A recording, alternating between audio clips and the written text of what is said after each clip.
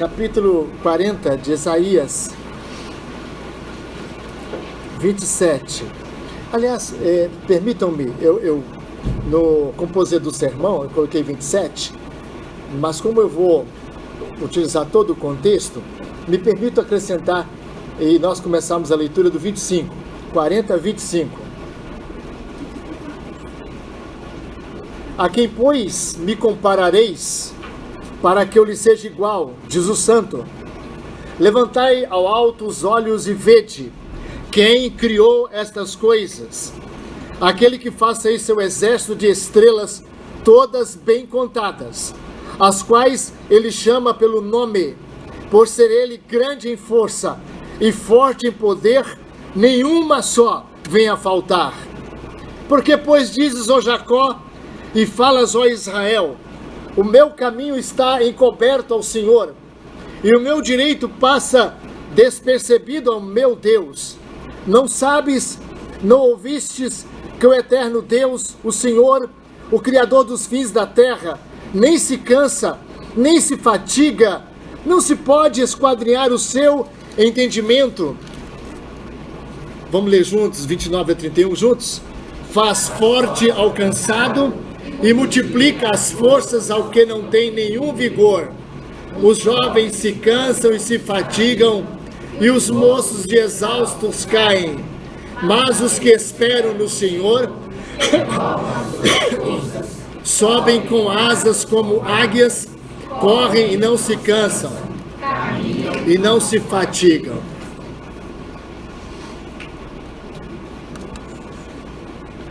O livro do profeta Isaías, ele tem recebido da crítica teológica e interpretativa os mais duros ataques.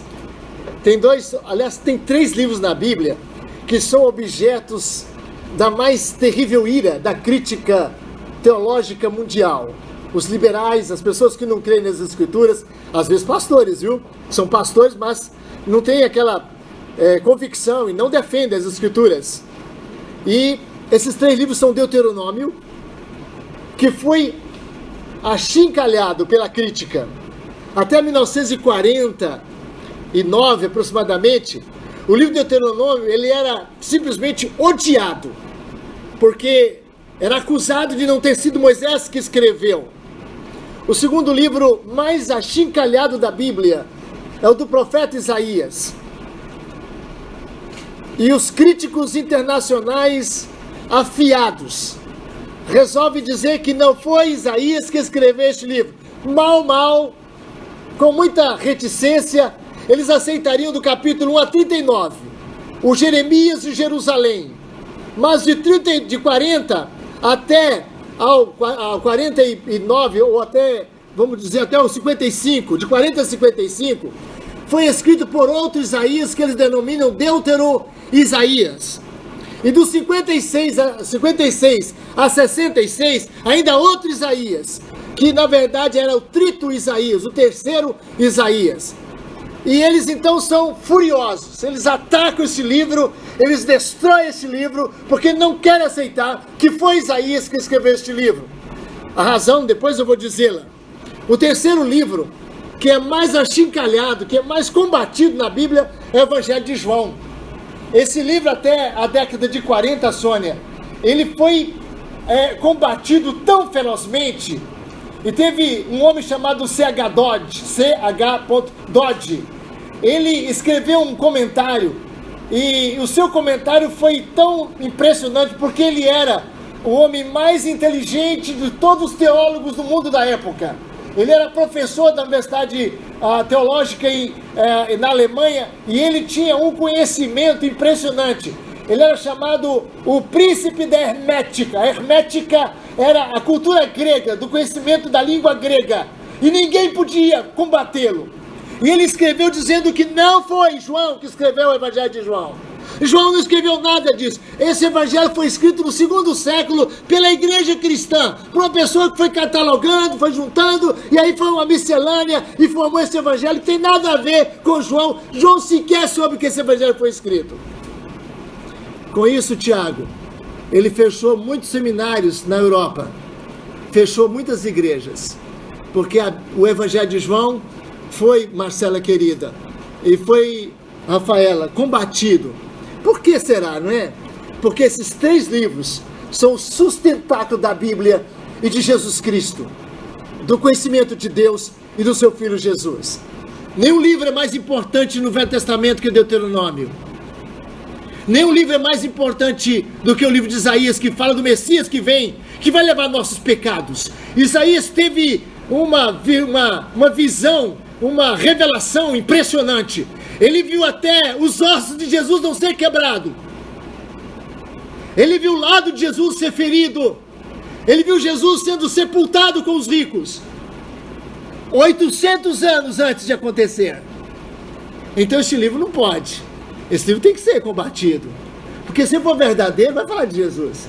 E o Evangelho de João, né, Paulo? Não tem outro. O Evangelho de João é o mais querido evangelho, o mais evangelístico dos evangelhos. Todos são maravilhosos. A Bíblia toda é gloriosíssima, gloriosíssima.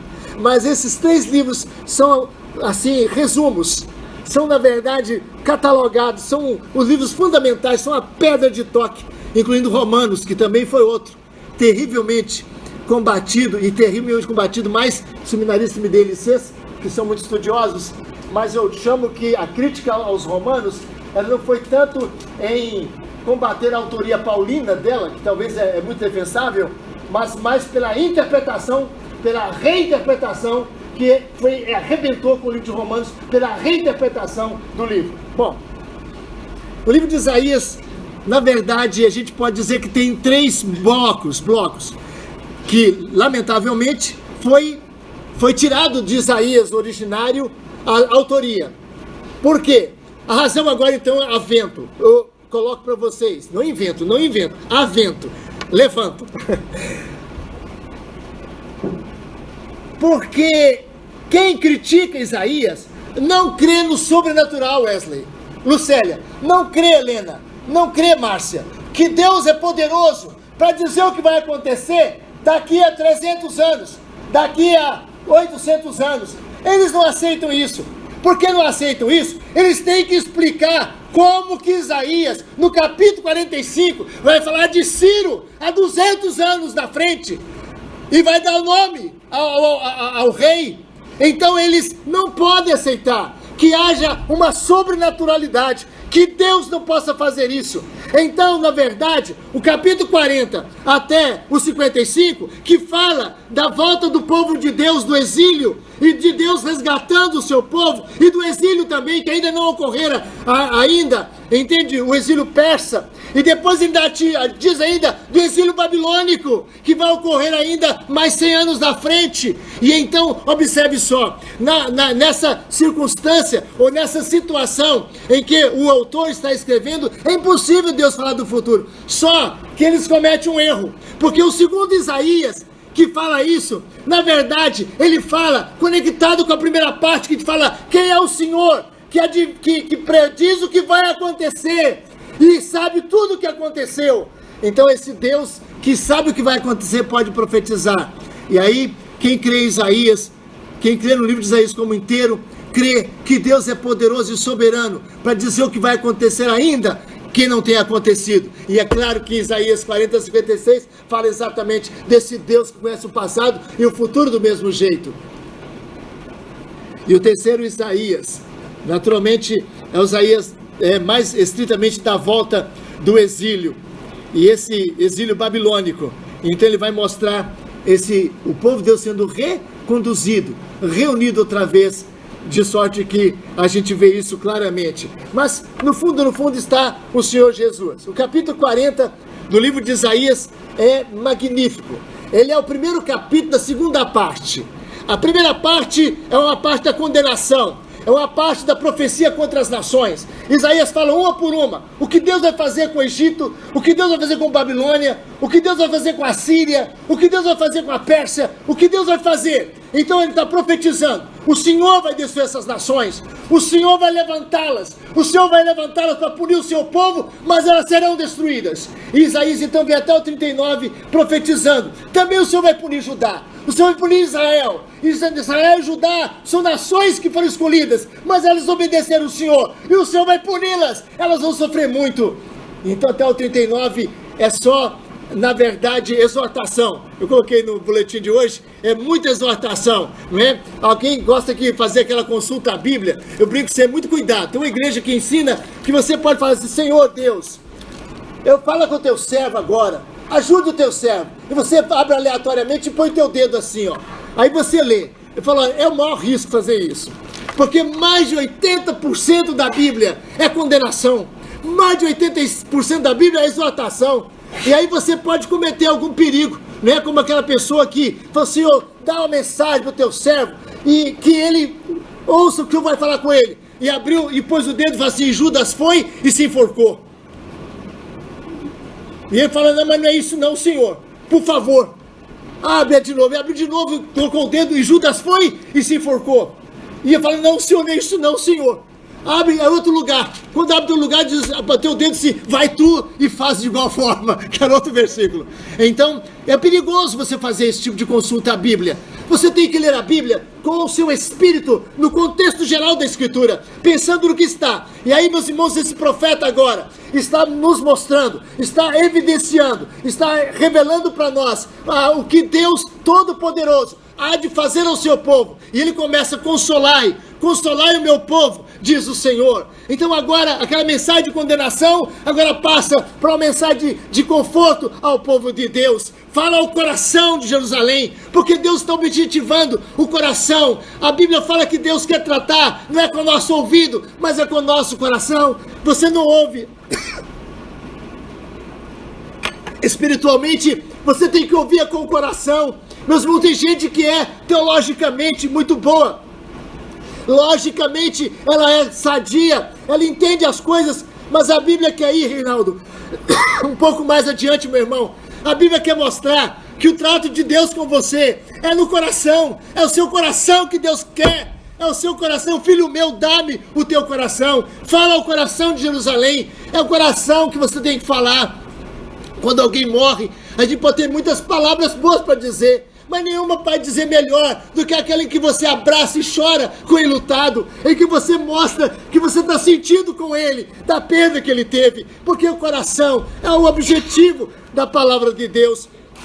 E então, o Senhor manda agora do versículo capítulo 40, de 1 a 11, a primeira parte desse capítulo vai mostrar essa glória do Senhor nosso Deus, de como esse Deus é o Deus que consola, é o lugar da palavra. A palavra de Deus é que conforta, a palavra de Deus é que consola o nosso coração. É Deus falando ao seu coração que você sente paz, que você sente esperança, que você sente a tranquilidade. Deus fala ao seu coração. Ele vai dizer que a boca do Senhor disse, ele vai dizer: o Senhor clama, quem hei de clamar?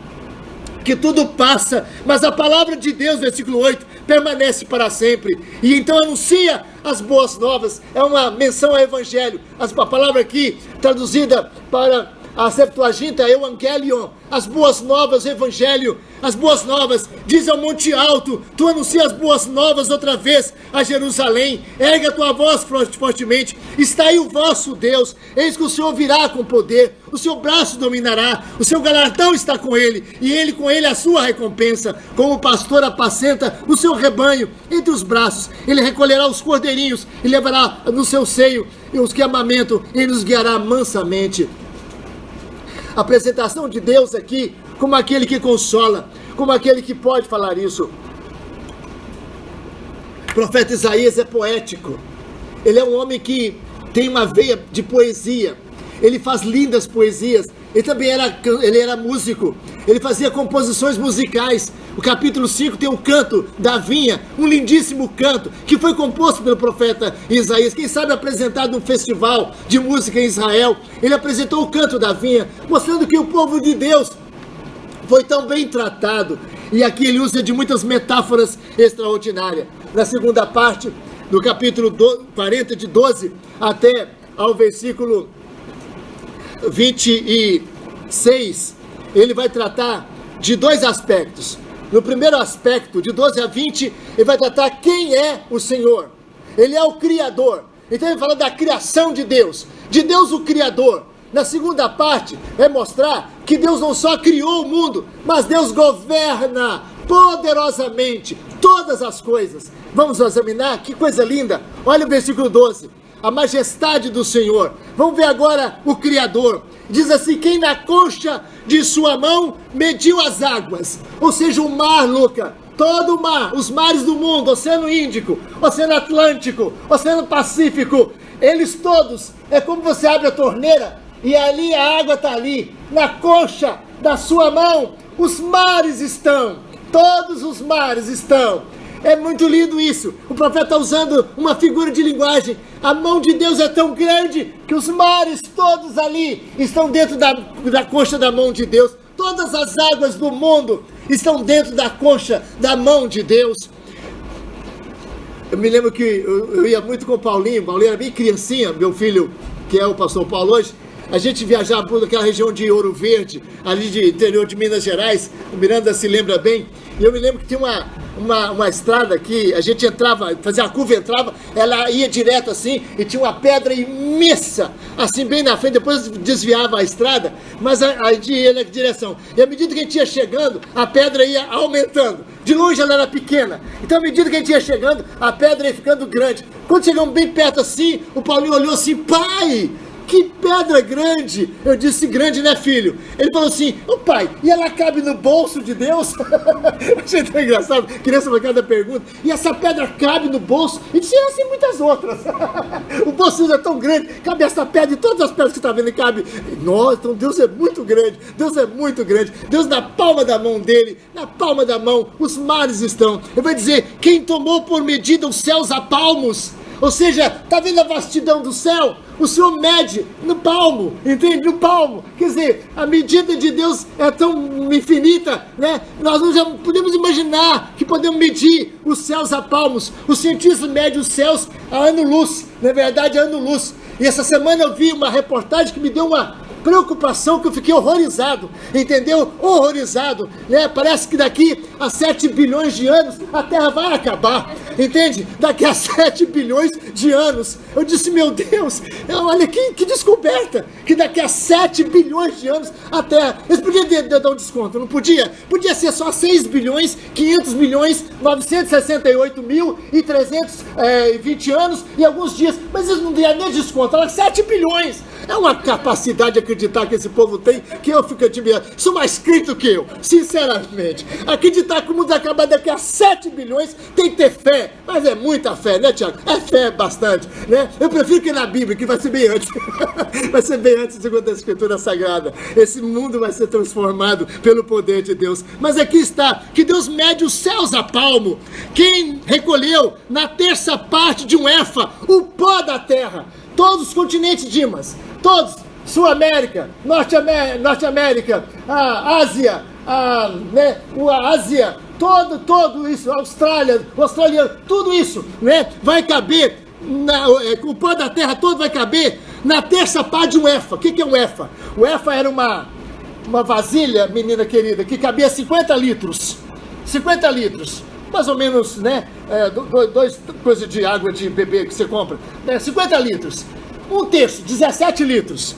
Deus coloca o pó da terra, todos os continentes juntos, todos os continentes, Deus coloca tudo dentro de uma vasilha de 17 litros, nem 20, 17 litros. A ideia que o profeta diz: olha, Deus é capaz de colocar todo o pó da terra nessa éfa dele. Ele tem um éfa lá no céu. Olha o tamanho do éfa do céu. Aqui da terra o éfa tem 50 litros. Mas o éfa de Deus cabe todos os continentes juntos. E ele vai continuar. E pesou os montes em romana e os outeiros em balança de precisão. Olha só, o profeta agora usa uma figura de linguagem fantástica. Deus coloca todas as nações da terra, todos os montes da terra, na balança de precisão. Você vê o Pico da Bandeira, os Alpes, todas as grandes montanhas, as cordilheiras da Mantiqueira, todas, Deus pesa elas como? Na balança de... O que é balança de precisão? Não é essa que você chega na farmácia, fica ali em cima e fica revoltada e dá vontade de quebrar. Não, não é aquela não, entende? É aquela balança pequenininha que pesa ouro, entende? Naquela que pesa grama. Deus põe todos os montes da terra na balança da precisão. Tão grandes são os montes, não são grandes nada. Na balança de Deus, Deus pesa na balança dele de precisão, porque Deus é infinitamente grande. Quem guiou o Espírito do Senhor? Quem foi seu conselheiro? A quem Deus, Eutália, consultou? A quem Deus consultou? Na teologia católica romana, Deus consulta Maria para tudo que vai fazer. De acordo com o pensamento da doutrina católica, Maria está no céu hoje e ela é a consultora divina. Nada que a Santíssima Trindade vai fazer, fará, sem consultar a Maria. Isso é expresso de uma maneira jocosa, muito engraçada, no filme, no romance que foi escrito por um grande escritor brasileiro e que depois tornou-se filme, né, O Alto da Compadecida, né, em que a Trindade consulta Maria, fala dela que dá a decisão final ali no final daquele filme e do sistema católico, Deus no final é Maria, porque afinal de contas a Trindade não faz nada. Mas a pergunta é, a quem Deus consultará? Alguma pessoa humana? Não. Aí ele está dizendo, com quem tomou conselho, versículo 14, que ele desse compreensão, quem instruiu Deus na vereda do juízo e ensinou sabedoria e mostrou o caminho do entendimento a Deus. Quem é que fez isso?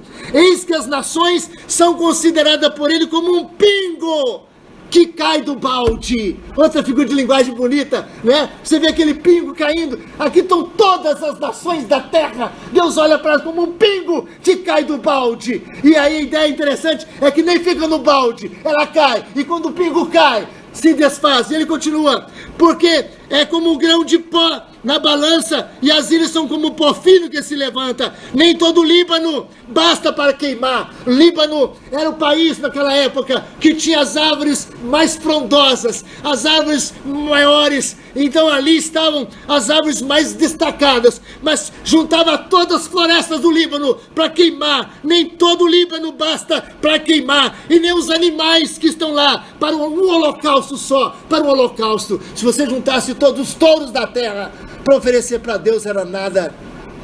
O nosso culto não é nada para Deus. Se não for mediado por Jesus, não vale nada reunir aqui e cantar. Cantar para quê? Deus se agrada do seu louvor, Deus se agrada, Deus precisa do seu louvor. Deus está lá no céu dizendo, por favor, bate palma para mim, por favor, me adora. Ô, gente, me adora. Aí você bate palma e diz, obrigado.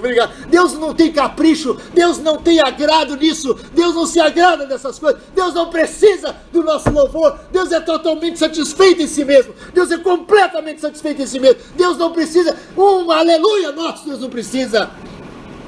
Se Ele exige a nossa adoração, Ele exige em seu Filho, Jesus Cristo, e sim, Ele exige no Deus encarnado por nós, em nosso lugar, e Ele recebe por misericordiosa graça o nosso louvor, não que Ele precise disso.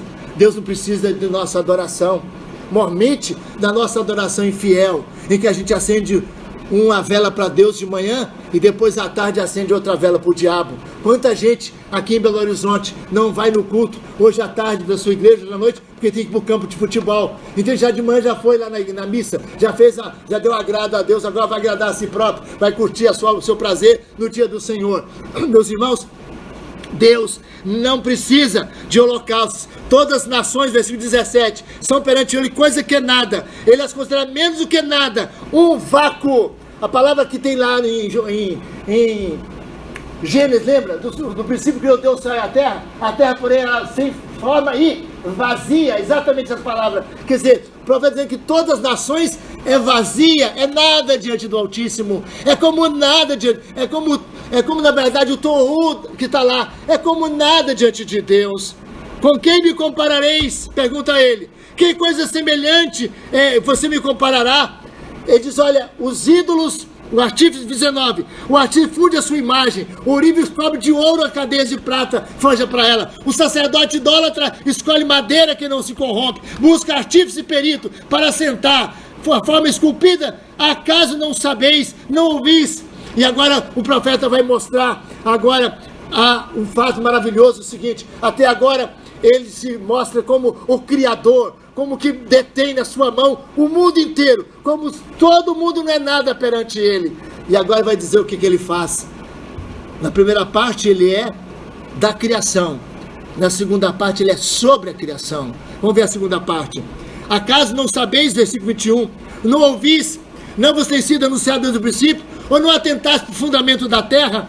Ele é o que está assentado sobre a redondeza da terra. Sempre a gente olha esse texto aqui mostrando que antes que Nicolau Copérnico, né, ele descobriu, parece, a redondeza da terra, que a terra é redonda, e foi condenado, né, foi condenado porque afirmou a redondeza da terra. Aí, o fato é que, quando fala aqui, alguns estudiosos creem que está falando que a terra é redonda. Na verdade, é difícil a gente afirmar isso. Redondeza da terra aqui é um termo que é utilizado para a vista que as pessoas têm da abóbada celeste, né? Quando você olha o céu assim, você vê ele arredondado, né? Porque você vê de lá, assim, nesse sentido.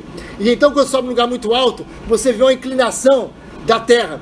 E então, a ideia aqui é que quando Deus se assenta sobre a redondeza da terra, a ideia, Natália querida, menina preciosa, é que Deus se assenta, quando a abóbada faz isso, né, a redondeza, ele se assenta onde? No top, lá em cima. Quer dizer, no alto, no mais alto Deus está. Deus está sobre a redondeza da terra. Significa que Deus, se você pensar na abóbada, Deus está no zênite, Deus está no mais alto, Deus está no inatingível, Deus está absolutamente longe. A ideia é que o Senhor está no zênite, que o Senhor está sobre a redondeza da terra. Não há ninguém que chega lá, não há ninguém que alcança lá, não há ninguém capaz de chegar lá. Pobre daquelas pessoas que na verdade tentaram fazer a Torre de Babel, quando falaram, vamos subir, vamos fazer uma torre que chegue ao céu, vamos chegar perto de Deus. Deus zombou, e o texto fala, e Deus desceu.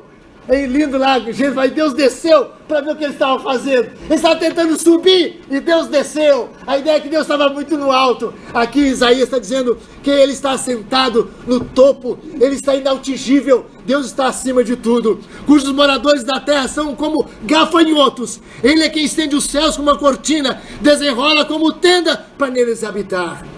Recebi um vídeo há poucos dias falando sobre as distâncias de ano-luz, tanto para dentro dos olhos e até chegar ao átomo, até chegar ao DNA, até chegar às partículas ínfimas e até chegar ao desconhecido que o homem ainda não conseguiu atingir, quanto no macrocosmos, onde de fato a glória de Deus vai para as galáxias, depois para os buracos negros, depois para todas as galáxias, depois para a Via Láctea e depois para todas as outras vias do universo. A grandeza de Deus é infinita.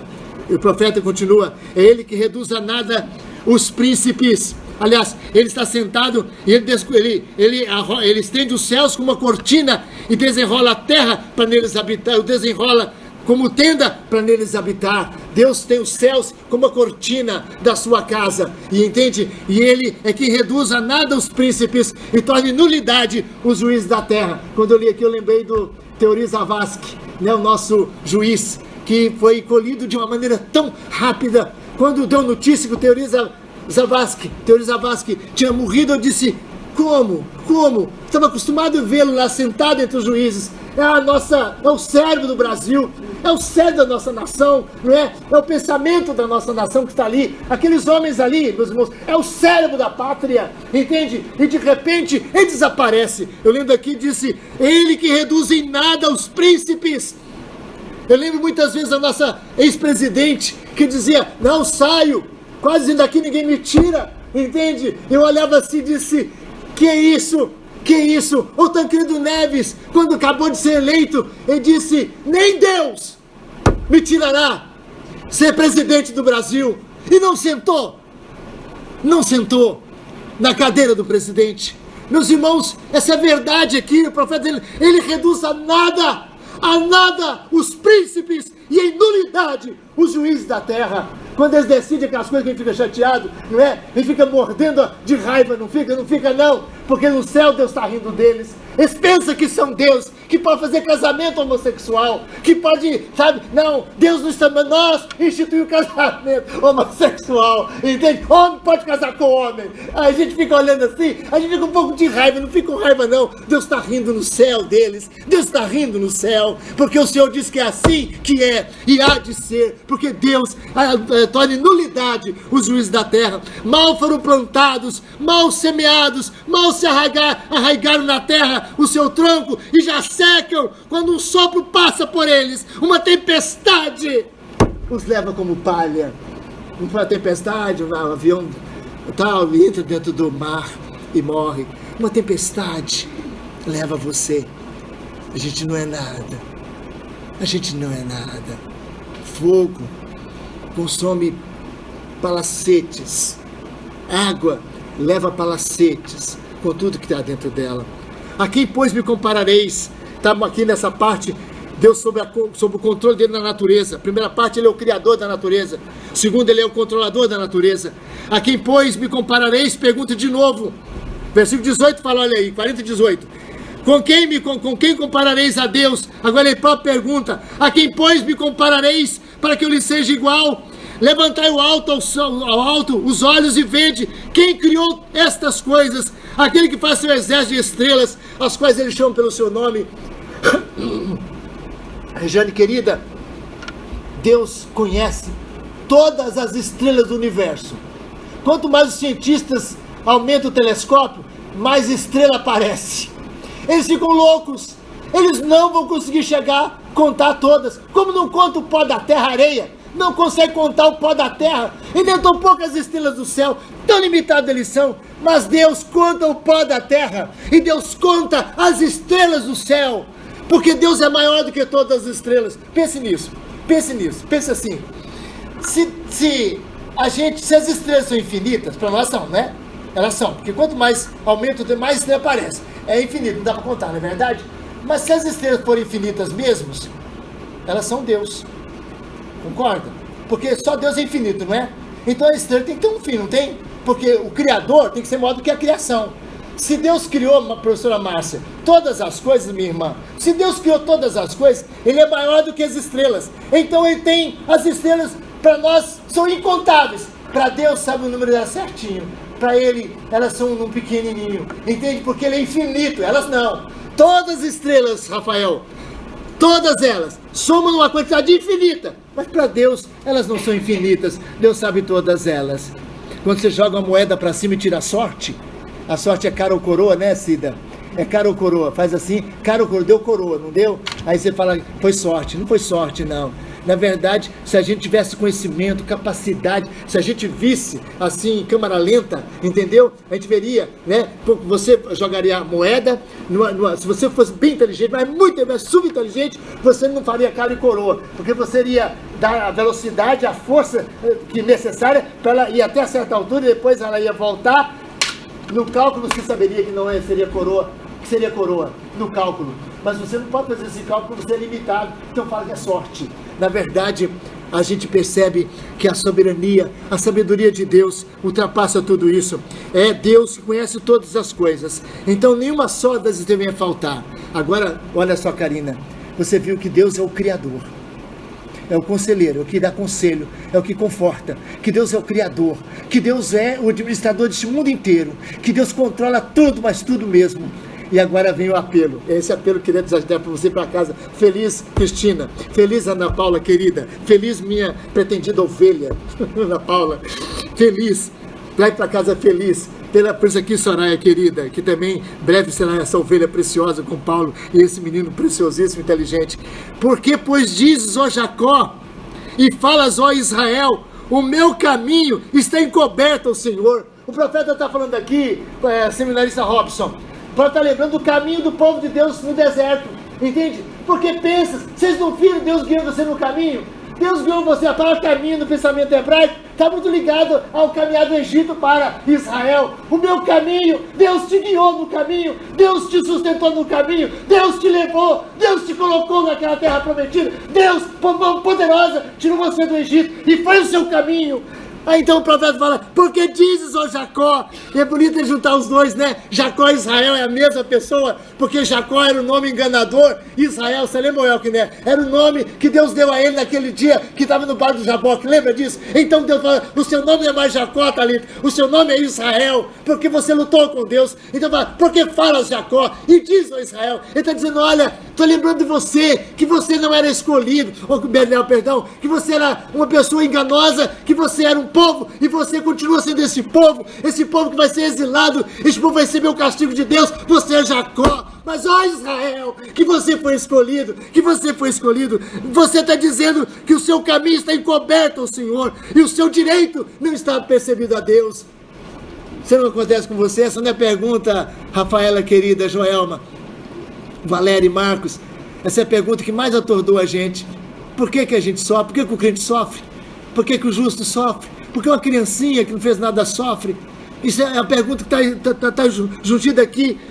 Parece que o direito está desapercebido a Deus, não é? Como é que Deus, Ronério, pode permitir? Como é que Deus, Silas, pode permitir? Como é que Deus pode permitir, Simone, o sofrimento, Simone? Por que Deus permite o sofrimento? Por que Deus não dá fim a isso? Será que Deus é justo? Essa é a grande pergunta, Cristina. Será que Deus é justo, Dimas? Será que Deus é justo, Judson?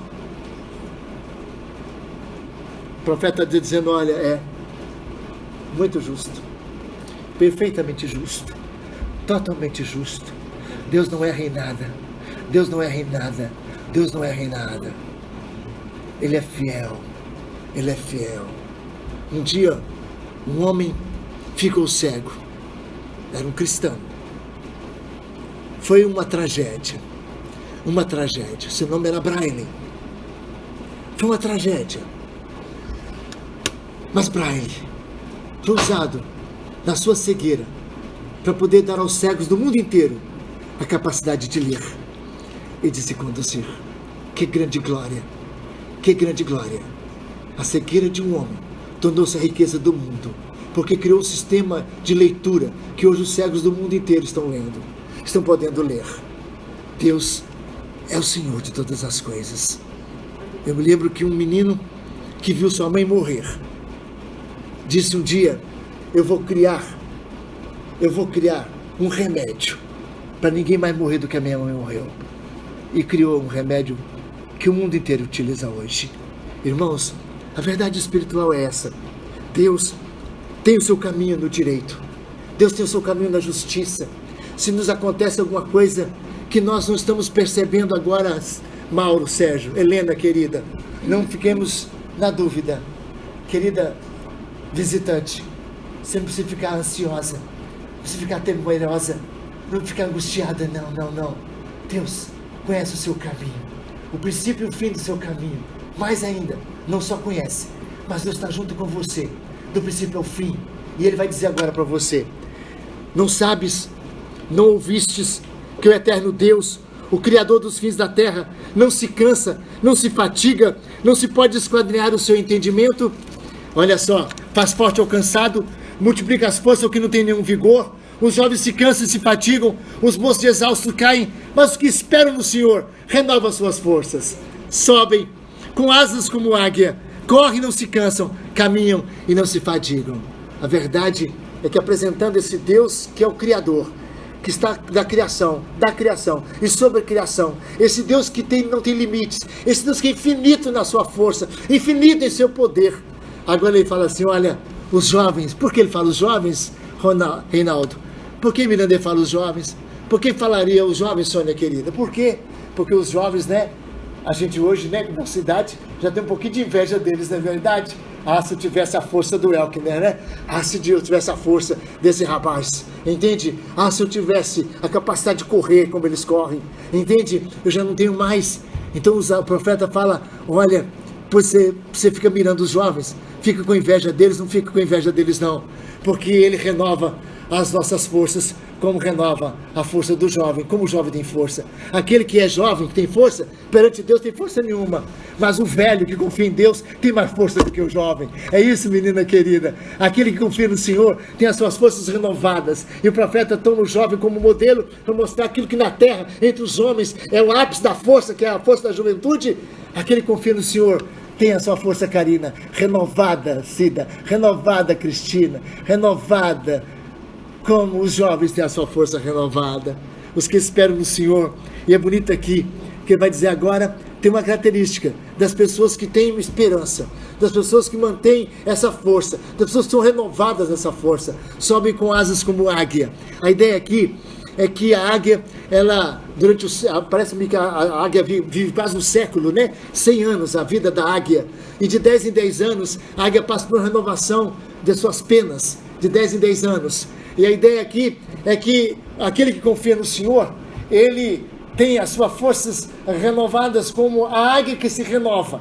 A ideia está patenteada aqui, é que de fato, entende? A força que o crente que espera em Deus tem, ele de fato é renovado nesse poder espetacular de Deus, forte de Deus, infinito de Deus. Ah, meus irmãos, a nossa força pode estar exangue, Lilian, a nossa força pode estar exangue, pode estar, parece, Marcos, no final, mas aqueles que confiam no Senhor, Eutália, renova, Mércia, as suas forças, Lourdes, e essas forças renovadas têm no Senhor Deus, certo? Graça inefável, condição de prosseguir. E a ideia é que eles sobem, eles correm, eles caminham. Eles sobem, eles correm, eles caminham. A ideia é um progresso. A ideia é que aqueles que estão confiando em Deus não vão parar, vão prosseguir. Aqueles que confiam em Deus, Marcelo, Werneck, vão prosseguir. Aqueles que esperam no Senhor vão prosseguir. E é isso que Deus desafia a gente hoje. É isso que Deus falou para o profeta naquela época. É isso, Kátia, que você escuta hoje também. Está pequena a sua força? Não olhe para a sua força. Paulo diz que quando eu confio no Senhor, quando a minha fé está colocada no Deus vivo e verdadeiro, quando eu sou escolhido do Senhor, ele pode dizer que ele se alegra em Deus. Ele orou a Deus tantas vezes para que Deus tivesse o espinho. E Deus disse, não, Paulo, a minha graça te basta, porque o meu poder se aperfeiçoa na fraqueza. E Paulo conclui com o profeta Isaías, agora quem sabe na sua mente, ele vai poder dizer, porque quando eu sou fraco, então é que eu sou forte. Quando eu me vejo sem condição nenhuma e olho para o Senhor, então a minha força é reconduzida, a minha força é restabelecida. E ele pode dizer, então quando eu sou fraco eu vou dizer, eis que eu sou forte, porque a minha força é o Senhor Deus. É Ele que vai me levar, Márcia, na prosperidade. É Ele, minha irmã, é que vai me levar na condução do progresso. É Ele, minha irmã, que vai fazer com que Wesley, eu não pare. Ele não deixará que eu pare. Talita, Ele não vai deixar que você pare, mas Ele vai levar você até o fim. Porque Paulo também diz, aquele que começou a boa obra em vós, há de cumpri-la até o dia de Cristo Jesus. Vamos orar. Muito obrigado, Senhor, pela vida do profeta Isaías. Muito obrigado porque 800 anos antes de Cristo, ele falou coisas que hoje, em 2017, há quase 3 milênios, portanto, é tão presente, é tão real, é tão verdadeiro, é tão experimentado por aqueles que creem no Senhor. Pedimos que nos ajudes a olhar para o Senhor como aquele que é o Deus que consola, o Deus que conforta, o Deus que dá a palavra de consolo. Porque Ele pode fazer isso? Porque Ele é o Deus da criação. Ele é o Deus que criou o céu, a terra, as estrelas, as coisas visíveis e invisíveis. Ele é o Criador de todas as coisas. Mas não só Ele é o Criador, mas Ele é aquele que interage com a sua criação, é aquele que está sobre a sua criação, é aquele que tem na mão a sua criação, é aquele que põe os príncipes e os tira e os reduz a nada, aquele que tem os juízes da terra e que está vendo o que pensa cada juiz e que decide anular não só o que eles dizem, mas o que eles são. O Senhor é o Deus infinito, o Deus dos maiores da terra, o Deus que está acima dos príncipes, dos governantes e acima dos juízes, que tem a caneta final das decisões da terra. O Senhor está acima deles, porque tu te assentas sobre a redondeza da terra. Tu és inalcançável, tu és aquele inatingível, tu és aquele que está acima de todos, sobre todos.